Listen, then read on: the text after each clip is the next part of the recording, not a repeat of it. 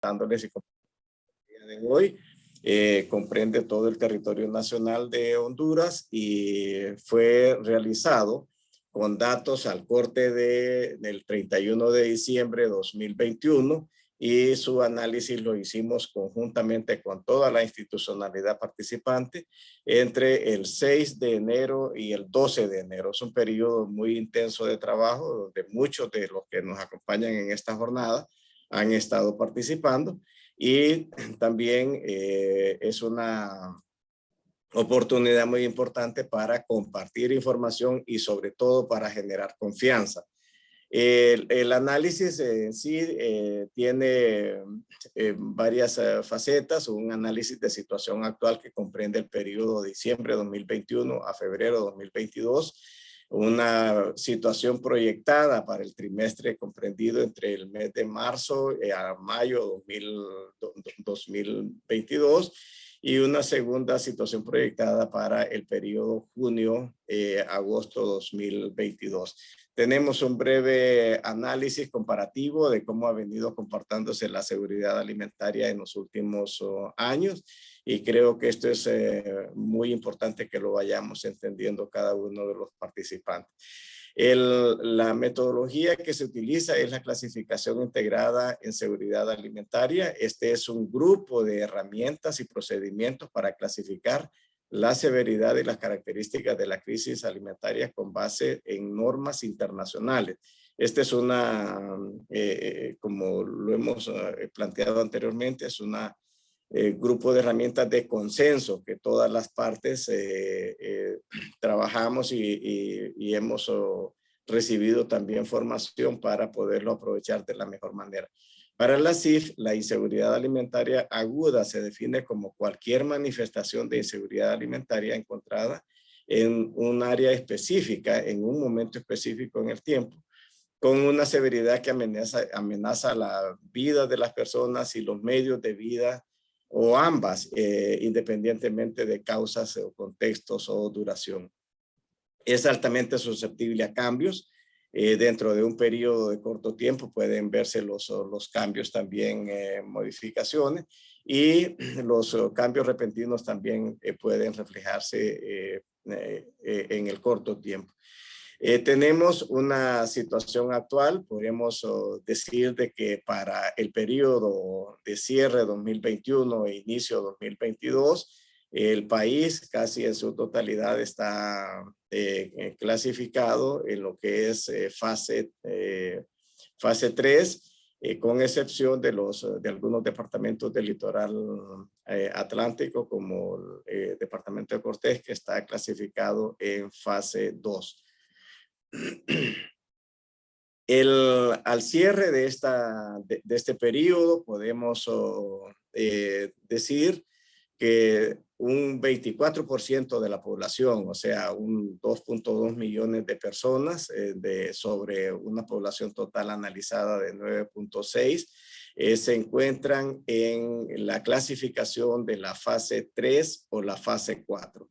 La metodología tiene 5 fases de clasificación. Podríamos decir de que el país, por lo menos en fase 5, no tiene situaciones de catástrofe o hambrunas, pero sí tenemos todavía una población significativa en fase 4, que son personas que están enfrentando emergencias alimentarias, y la fase 3, que son personas, familias que están enfrentando crisis alimentaria. Para hacer una breve identificación de aquellas familias que están en fase 4, son familias que cuando son pequeños productores se ven afectados por la vulnerabilidad del cambio climático y sus pérdidas a veces en los cultivos son mayores al 75%, o cuando son asalariados o empleados de jornal, son personas que el poco ingreso que reciben destinan arriba del 75% para la compra de alimentos. La dificultad que se presenta con estas familias entonces es cuando no tienen ese ingreso para poder satisfacer la adquisición de alimentos. Familias en fase 3 podríamos decir que son familias identificadas como aquel grupo de población que cuando son pequeños productores han sufrido afectación mayor al 60% de sus cultivos, y cuando son asalariados destinan arriba del 60% del ingreso a la adquisición de alimentos. Esto para que nos vayamos ubicando por qué la importancia de clasificar las familias en diferentes fases. Esto entonces, los departamentos que presentan mayor severidad para esta fase de situación actual son los departamentos de, gracias a Dios, en la Mosquitia hondureña, el Lempira e Intibucá, que tienen un porcentaje de afectación de su población arriba del 30%. Y la mayor magnitud de afectación en la población se presenta en los departamentos de Francisco Morazán, Cortés y Lloro. ¿Por qué estos departamentos? Porque tienen la mayor concentración de la población urbana. Y para nadie es desconocido las terribles condiciones que viven muchas poblaciones que están asentadas en los territorios urbanos. Vamos a ver algunos factores determinantes que condicionan esta situación actual, y es en parte la lenta recuperación de empleos tras la afectación por la pandemia COVID, la reducción de áreas de siembra a fin de recuperar las tierras de cultivos afectadas por los fenómenos naturales ETA y OTA, que fueron afectaciones mayores en 2020 y 2021. Y la pérdida de granos básicos y otros cultivos, reducción de reservas de granos en el hogar y el aumento de los precios de los granos básicos y de la canasta básica, del combustible y de los insumos de producción agrícola.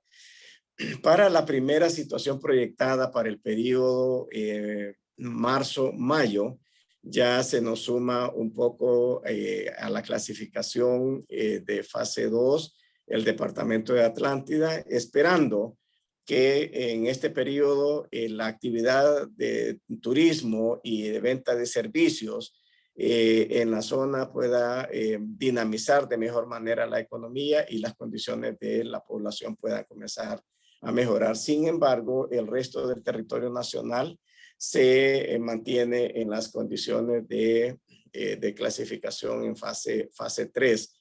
Y aquí esta situación, en la medida que van agotándose las reservas, que los costos de la canasta básica van incrementándose, también se estima un incremento de la población afectada, pasando del 24 al 25%. Y esto es arrastrar alrededor de unas 200,000 personas que estarían entrando en esta fase. Tendríamos alrededor de unas 67,000 familias en fase 4 y unas 490,000 familias en fase 3. Siempre cuando revisamos los departamentos con mayor severidad, se mantienen los primeros 3 departamentos que hablábamos en la clasificación anterior. Gracias a Dios, Lempira, La Paz, y se nos agrega Intibucá y Santa Bárbara. En el caso de las poblaciones con mayor afectación, se mantienen los departamentos de Cortés, Francisco Morazán y Lloro, por las condiciones que le mencionábamos anteriormente de la mayor concentración de población urbana. Los supuestos de análisis en esta clasificación proyectada, tenemos la continuidad de la tendencia actual de los casos de COVID. Todavía el COVID sigue siendo una condición bastante fuerte que afecta a la economía, que habrán condiciones favorables para la actividad de preparación de la siembra de cultivos en el ciclo de primera, y se prevé que en este trimestre inicie con cierta la cantidad de reserva de granos producto de las cosechas de postrera. La tendencia al alza de los precios del consumidor también es otro factor que va a afectar y condicionar la situación proyectada. Cuando vemos la situación de la segunda situación proyectada para el periodo trimestre junio-agosto 2022, ya el departamento de Islas de la Bahía esperamos que esté en mejores condiciones de ir activándose por la mejoría del turismo. Recordemos que este es un departamento altamente turístico, depende mucho de los cruceros, depende mucho de la movilidad de la población turista extranjero. Esperamos entonces que para este periodo ya las condiciones hayan mejorado y podamos sumarla. El resto del país estaría en condición de fase 3. La situación proyectada para este periodo estaríamos con una población afectada alrededor del 28%, equivalente a unos 2.6 millones de personas entre fase 3 y fase 4. Igual los departamentos con mayor afectación se mantiene la tendencia con la agravante que para la población con mayor afectación, de mayor magnitud, se nos agregaría Santa Bárbara y Olancho. Recordemos que Olancho tiene un cordón de municipios, hay todos los municipios del norte de Olancho que son bastante vulnerables a la inseguridad alimentaria y también tiene un corredor de pueblos indígenas que también sufren bastante afectación. Los supuestos de análisis se mantienen los anteriores. Se espera que las buenas condiciones climáticas ya comiencen a favorecer el desarrollo de cultivos, mayor incremento de los precios de los alimentos, porque acá caemos justamente en el periodo donde se acentúa el hambre estacional, donde la reserva de los alimentos se agotan en los territorios, en las familias rurales, y ahí entonces tenemos la dificultad que más recursos tienen que destinar las familias para la adquisición de alimentos. Y se prevé todavía que el COVID va a seguir acentuándose dentro de la población. Alrededor de 2.6 millones estarían siendo afectadas para este periodo. Cuando hacemos un análisis rápido comparativo de la situación 2020-2021, vemos que alrededor de unas 700,000 personas se han mejorado sus condiciones entre lo que es fase 3 y fase 4. Cuando hacíamos el análisis 2021, perdón, teníamos que la población afectada estaba entre 2.9 millones hasta 3.3. Hoy día, para este periodo 2021-2022, esperamos que la población afectada se mueva entre 2.2 hasta 2.6, aunque hay una mejoría significativa en las condiciones de la población, todavía son números altos que tenemos que trabajarlos fuertemente. Recomendaciones para la acción. Aquí tenemos algunas recomendaciones rápidas que se deben de tomar, tanto por el gobierno como por la cooperación, las entidades y las agencias que están en territorio. En primer lugar, es fortalecer o crear los comités locales de seguridad alimentaria a través de los territorios, las mancomunidades de municipios, las mesas regionales, que nos permitan ayudar a hacer un abordaje más focalizado y de mejor manera en el territorio. Priorizar y fortalecer los mecanismos de respuesta inmediata e interinstitucional, como los programas de protección social, los programas de transferencia monetaria, los programas de facilidad de acceso a los alimentos. Fortalecer los sistemas de información de alerta temprana. Este es un monitoreo constante que tenemos que hacer para proveer información oportuna a nuestras autoridades superiores. Identificar hogares que han agotado las reservas de alimento a nivel de hogar, y que eso nos permite entonces ser eficientes con la intervención. Brindar apoyo a las comunidades afectadas, elaborar y ejecutar un plan de intervención, de recuperación temprana para las familias, evaluar los planes nacionales de salud preventiva y cobertura de la vacunación para ver cómo vamos mejorando este tema de la inmunización de la población para que la actividad económica se desarrolle con mayor rapidez. fortalecer las reservas estratégicas de granos a nivel regional. Esto creo que es algo que tenemos que retomar. Fortalecer los bancos de alimentos, las reservas de granos. Esto es algo que la institucionalidad presente debe de ir incorporando en sus planes de acción. Revisar y mejorar los servicios de asistencia técnica y suministro de insumos a los pequeños y medianos agricultores para fortalecer los medios de vida en cada una de las regiones. Dependiendo de las condiciones de cada territorio, creo que así hay que preparar una oferta de apoyo a las familias afectadas. Y también otro programa que es muy importante para las familias es la reactivación del programa de alimentación escolar con el modelo de compras públicas locales, porque esto ayuda a dinamizar la economía local también. Esto es como las principales recomendaciones que tendríamos para la acción inmediata, y creo que debemos de tomar un mecanismo de monitoreo de riesgos para asegurar que las situaciones proyectadas no se den, o que si se dan, entonces que podamos tener los mecanismos de respuesta a nivel regional. Algunas de estas acciones recomendadas es el monitoreo de las condiciones de desarrollo de la pandemia a nivel del territorio, el agotamiento de las reservas de granos, especialmente maíz y frijol a nivel de los hogares. Hay que darle un monitoreo frecuente en los próximos 6 meses, monitorear las condiciones climáticas para el periodo 2022, el comportamiento de las enfermedades estacionales como diarreas y otras, el dengue, el chikungunya, por ejemplo, que afecta a mucha población rural. Esto creo que debemos de monitorearlo con la Secretaría de Salud.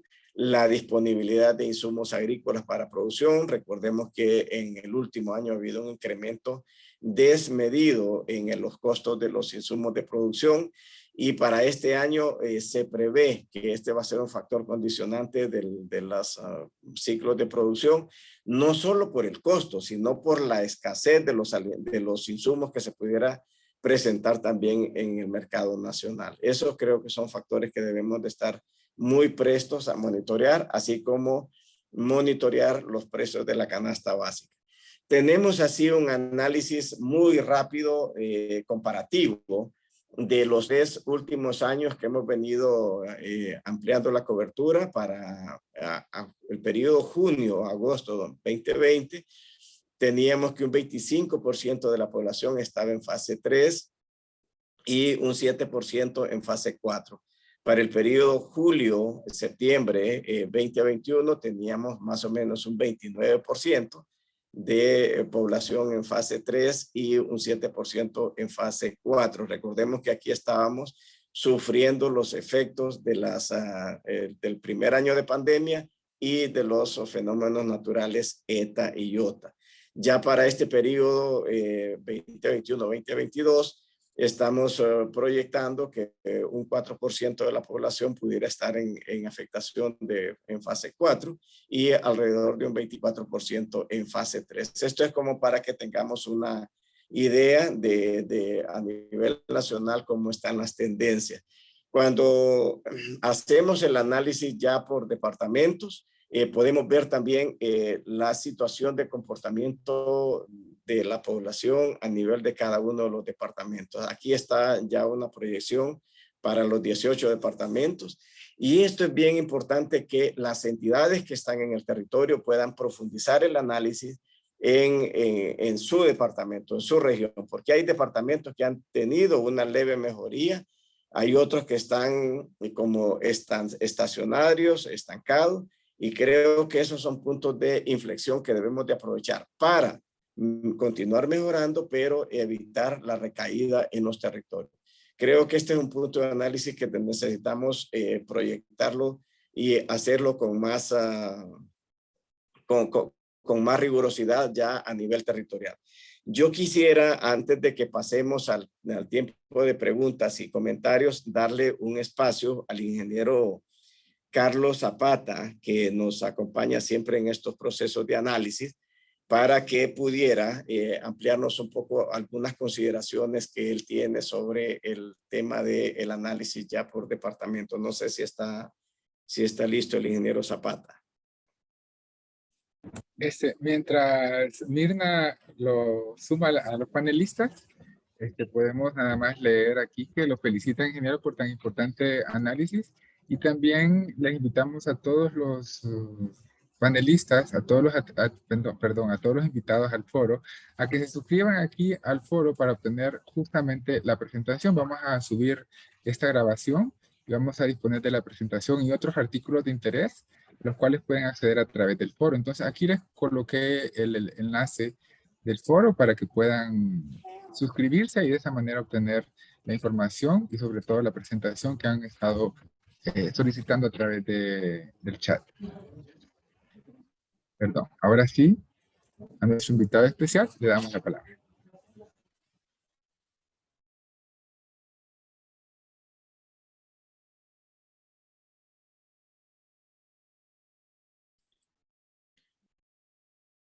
Y si mientras se habilita el ingeniero Zapata, si hubiera algún otro comentario, pues entonces podemos abrir el espacio para alguna pregunta.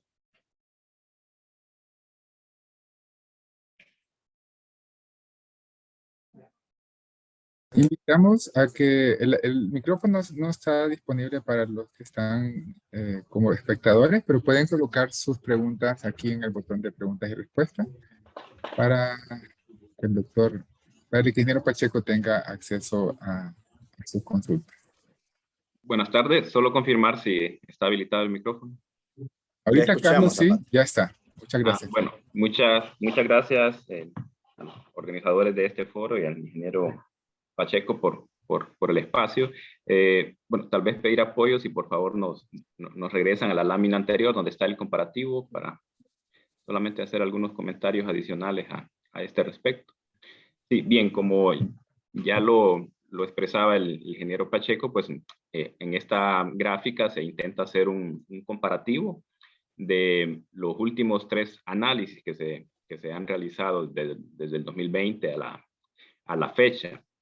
Y aquí para un periodo en específico, que es cuando normalmente sucede lo del hambre estacional, que normalmente va desde junio, julio y que se puede extender hasta septiembre en algunos casos, ¿no? Entonces, ahí en las barras es posible identificar para cada uno de los departamentos cómo ha sido ese comportamiento para estos periodos, cuando coincide lo del hambre estacional, ¿no? Que para el caso del año 2020, el análisis correspondía a junio, agosto, y en el caso de 2021 de julio a septiembre, y en el caso de 2022, que todavía no ha sucedido, pero es una proyección que se está realizando, que va desde junio a agosto, ¿no? Entonces, nada más reforzar un poco lo que ya decía el ingeniero, o sea, realmente tenemos departamentos que han tenido alguna mejoría, por decirlo, pero sí vale la pena destacar que en todos los departamentos el porcentaje de población que está en una situación de crisis o emergencia, que es igual a que digamos fase 3 o fase 4 de la CIF, en todo supera un 20%. Es igual o por arriba de un 20%, ¿no? Lo que indica que en efecto es una situación bastante importante para poder atender, ¿no? Porque cualquier situación que ya supere ese porcentaje es considerado como un tema relevante, ¿no? De hecho, es uno de los parámetros que se considera dentro de los análisis CIF, cuando toda la población, al menos un 20% de la población está compartiendo esas mismas condiciones, ¿no? Entonces, en este caso, para todos estos departamentos, vemos que ninguno de ellos está por debajo de un 20%, ¿no? Entonces, ese es un dato que llama la atención.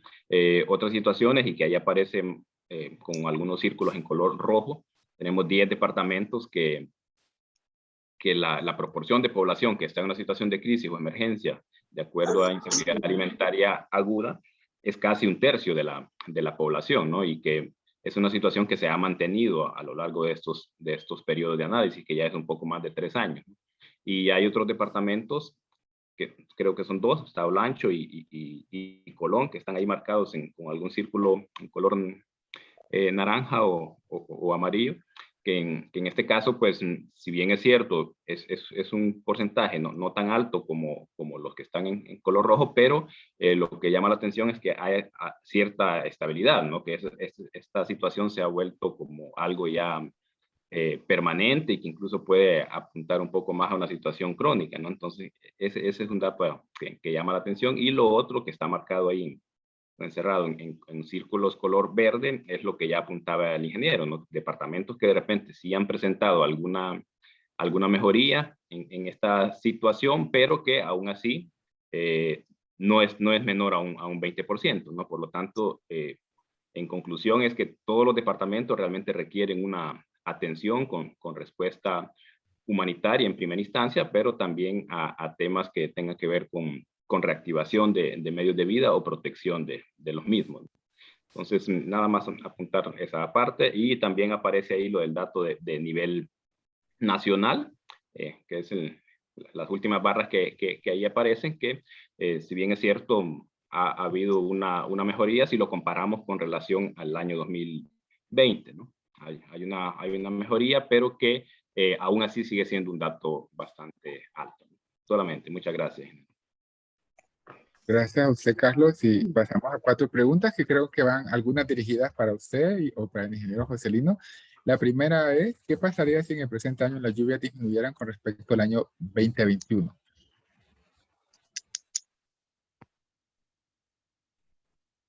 Bien, la situación proyectada para el primer semestre está en función de la información disponible y lo que son reservas de alimentos para al final del año 2021 y lo que pudiera obtenerse en este periodo de postrera y la reactivación económica. Si hubiera una disminución significativa en el periodo de lluvia, se estaría acentuando en primer lugar la segunda situación proyectada, porque ya para ese periodo nosotros estimamos que condiciones regulares, algunas regiones ya deberían de estar mejorando sus disponibilidades de alimentos. Si esto sucediera, entonces esa situación se agravaría en muchos territorios. Y en lo sucesivo, el resto del año también, ya para lo que es el tercer y cuarto trimestre del 2022. Entonces, esas serían como las premisas que se deberían de considerar en el análisis. Adelante. Ok, gracias. Tenemos 2 preguntas de Lincoln. Buenas tardes. Sí, Elsa. Muchas gracias, ingeniero Joselino. Lo felicito. Y quería preguntarle si se hizo algún comparativo entre este estudio CIF y los datos que reveló la Endesa en cuanto a la situación nutricional, o solamente se utilizó lo de la Endesa como referencia dentro del mismo análisis del CIF. Bien, sí lo consideramos como insumo de análisis, pero recordemos que la Endesa tiene ya un periodo que se proyectó a 2018-2019, hacia atrás, que era el periodo de análisis. O sea, para efectos de consideración sí se tomó en cuenta. Nosotros tenemos un análisis comparativo de las 3 Endesas, que ese es otro trabajo que hicimos a finales del año anterior, específico para el tema de nutrición, y podemos comparar ya algunos departamentos que están presentando mejoría en su condición nutricional, pero también, al igual que esta situación acá, tenemos departamentos que están estancados y hay otros que han tenido una ligera degradación. Entonces, para efectos del presente estudio, sí se consideró, pero es un análisis que no es determinante para estos propósitos, justamente. Ok, bueno, gracias. Gracias a usted, Elsa. Le vamos a ceder la palabra a Lincoln, que está aquí activo para que haga sus preguntas. Tiene 3 preguntas. Hola, ¿me escuchan? Sí, sí. Perfecto. Tengo 3 preguntas. La primera se refiere a que sería importante también hacer los análisis CIF a nivel municipal, porque a nivel nacional, correcto, pero a nivel municipal es importante, especialmente en los municipios del corredor seco. Mi segunda pregunta o comentario es, en las recomendaciones dicen que hay que fortalecer las mesas regionales y municipales SAN, pero de acuerdo a la metodología CIF, sería bueno también organizar los grupos técnicos de trabajo, los GTT CIF, con el proyecto de Cáritas y de Trocaire y de Acción contra el Hambre. Hemos avanzado organizando 4 GTTs en San Lucas, San Antonio de Flores, Exiguat y Vado Ancho. Sería bueno que a nivel municipal la UTSAN trabaje ese aspecto. La tercera pregunta o comentario, reflexión es, están usando siempre la metodología CIF. Sin embargo, Eurosan SICA usa la metodología CARI de PMA. Claro, las dos hay mucha equivalencia, pero a veces es un poco difícil hacer la conversión o hacer la equivalencia entre CIF y CARI. Podría ser posible que se homogenice en ambos lados, o bien se usa CIF o bien se usa CARI. Muchas gracias.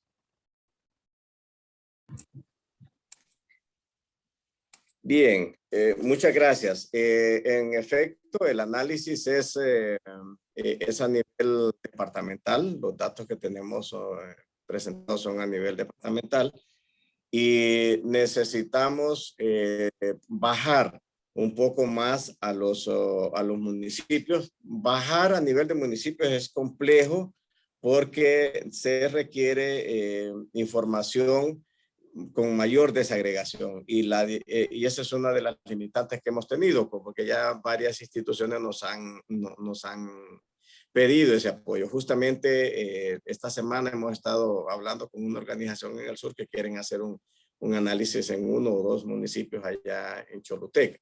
Hay esfuerzos que se pueden hacer, pero la dificultad es contar con la información. Tenemos una experiencia que apoyamos en la zona de Occidente con el Trifinio, la Mancomunidad Trinacional Fronterizo Río Lempa. Con esta mancomunidad se hace un análisis de todo el Trifinio, en lo que es el municipio de Ocotepeque, Guatemala y El Salvador. Y justamente ellos ya bajan a nivel municipal. La semana pasada estábamos discutiendo el informe del CIF para esa región y es una metodología que se puede ir ajustando para bajarla a nivel de los departamentos. Surgía también en esa reunión de compañeros y amigos de Copan la posibilidad de que pudiéramos hacer ya un análisis ya más regionalizado, ya no como municipio, sino como región en todo el territorio de Occidente.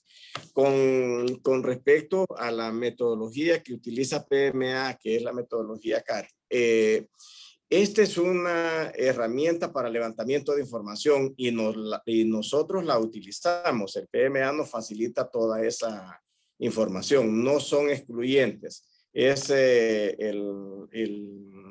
esta metodología, esta información que se recopila con esta herramienta de PMA es justamente un insumo que se utiliza para el análisis nacional. Entonces no son excluyentes, son complementarias. Muchas gracias. Gracias a usted, ingeniero. Vamos con otra pregunta. ¿Cómo se activan y dónde se encuentran los sistemas de alerta temprana para priorizar los mecanismos de respuesta?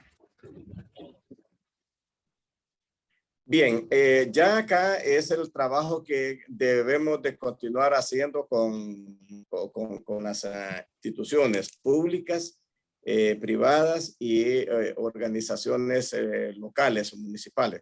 Nosotros en estos años anteriores hemos acompañado al SINAGER a elaborar un plan de respuesta nacional y esto es lo que estamos proponiendo en este periodo de transición de gobierno. Ya hemos ido socializando con las autoridades que han sido electas y que se han ido incorporando en las instituciones ya para ir socializando la información y que en conjunto podamos tener un plan de respuesta nacional. Eso es lo que estamos proponiendo. Gracias. Dos preguntas más, ingeniero. ¿Qué información se ha identificado como prioritaria para alimentar la evaluación de la seguridad alimentaria nutricional con la metodología CIF? Bueno, prioritaria es mucha, porque si corremos la diapositiva, la última diapositiva, Mirna Gabriela, si nos ayuda ahí, vemos todas las instituciones que participan en este proceso. Ahí participa el INE, participa Banco Central, participa la Secretaría de Desarrollo Económico, todas las instituciones que aportan información. Eso lo que hacemos es que todos traen la información a la mesa. Toda la información que el INE levanta nos la pone también a disposición. Por ejemplo, la encuesta permanente de hogares, los estudios económicos de actividad económica que realiza el Banco Central también nos da facilidad de acceso. Entonces, decir cuál es la más prioritaria, tal vez la actualización que hacemos, el levantamiento oportuno, serían de las acciones, pero toda la información que aportan las instituciones es valiosa en estos procesos. Ahí tenemos una ligera proyección de la participación institucional. Este es un esfuerzo que hacemos con alrededor de 40 instituciones públicas, privadas, nacionales e internacionales que nos apoyan en este proceso. Entonces quiere decir, para responder a la última pregunta, que entre todas estas organizaciones se va a determinar el planteamiento metodológico para poder identificar a esas familias que están en vulnerables. Porque si bien es cierto, usted mencionó en una diapositiva cómo aumentó la cifra en cuanto a personas que están en vulnerabilidad, esta pregunta es válida. Dice, ¿qué planteamiento metodológico se va a utilizar para identificar a esas familias que se encuentran en los municipios y comunidades como vulnerables? Entonces, ¿vamos a hacer todas las organizaciones un plan de acción o están ya identificado y recomienda algunas en particular? Ya el gobierno ha venido contando con algunas herramientas de levantamiento de información. Por ejemplo, el Centro Nacional de Información del Sector Social. Ese es un programa de levantamiento de información de población vulnerable. Entonces, cuando nosotros decimos en el Departamento del Paraíso, la población vulnerable son, por decir, 8,000 familias, ya se cruzan toda esta información y uno puede hacer una aproximación, pero también involucrar a los alcaldes, involucrar a las ONGs, involucrar a todos los actores que están en el territorio para ayudar a identificar la población vulnerable. Ese es un ejercicio que nos sentamos siempre con el PMA, por ejemplo, tiene una riqueza de información, la identificación de familias con alta vulnerabilidad. Opera en el país la red humanitaria que participamos ahí con muchas instituciones y ahí también se comparte mucha de esta información de población vulnerable y es un mecanismo que utilizamos para compartirlo con el SINAGER y que ellos entonces determinen los mecanismos de ayuda. Hay muchas formas como podemos ayudar la identificación de las familias prioritarias que deberíamos atender. Okay. Carlos tiene la mano levantada. ¿Nos quiere completar alguna respuesta? Sí, gracias. Complementar un poco la pregunta anterior relacionada con la información necesaria para poder llevar a cabo los análisis CIF. Como bien lo ha indicado el ingeniero Joselino, realmente toda la información es tomada en cuenta, toda la que se tenga. Sin embargo, para los análisis CIF se utiliza un marco analítico de la seguridad alimentaria que va desde las mismas determinantes o pilares de la seguridad alimentaria. Entonces, toda información que esté relacionada con esos temas, información relacionada con amenazas, vulnerabilidades o riesgos que condicionan también la seguridad alimentaria, esos son algunos factores y que normalmente es como la mayor información que está disponible de acuerdo a las experiencias anteriores. Sin embargo, hay cierta información que de repente es de la que sí tenemos ciertas limitantes y es información ya de los resultados de la seguridad alimentaria. Y cuando hablamos de resultados es ya información sobre cómo está el consumo de alimentos a nivel de las familias, cómo se está comportando los medios de vida a nivel de las familias, indicadores relacionados con cambios en los medios de vida, y los otros que ya están relacionados con estado nutricional o mortalidad en algunos casos, ¿no? Que ya son resultados de segundo nivel, pero principalmente resultados indicadores que tienen que ver con los resultados de consumo de alimentos y cambios en los medios de vida son algunas limitantes que normalmente se tienen. Y lo menciono como limitante porque los mismos protocolos de la CIF menciona que de no tener al menos un indicador que nos diga cómo está el consumo de alimentos de esa población que estamos analizando, no se puede hacer una clasificación de CIF. El protocolo no lo permite. Y esa es la razón por la que en algunos casos siempre los análisis son a nivel de departamento o a nivel nacional, porque no siempre está disponible la información de consumo de alimentos a nivel de un municipio, por ejemplo. Si se tiene, excelente, ¿no? Pero normalmente siempre se hace a un nivel mayor por la disponibilidad o la representatividad de esa información. Solamente cambia. Oh, gracias, Carlos. Y creo que estamos ya con el tiempo para terminar. Y nos queda más que agradecer a todos por asistir a esta primera convocatoria del foro, al ingeniero Joselino Pacheco, a Carlos Zapata, a Mirna Galera por ayudarnos, y por tan valiosa información. Sabemos que ha sido difícil el actualizar esta información y ahora contar con esta información es muy valioso, tal y como decía Lincoln, para muchas acciones a nivel nacional y a nivel local. Los invitamos a suscribirse al foro. Ya se lo pusimos nuevamente en el chat.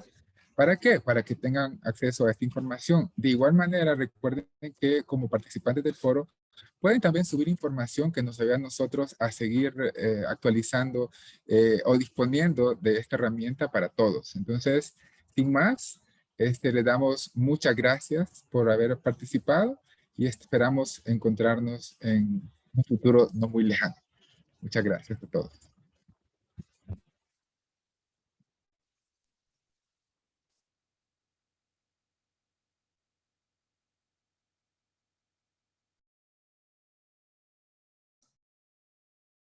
Muchas gracias a todos. Saludos. Muchas gracias a usted, Luego, Álvaro. saludos. Nos vemos, Carlos. Hasta luego. Muchas gracias. Saludos. Nos vemos, Joselino. Cualquier cosa estamos ahí en comunicación.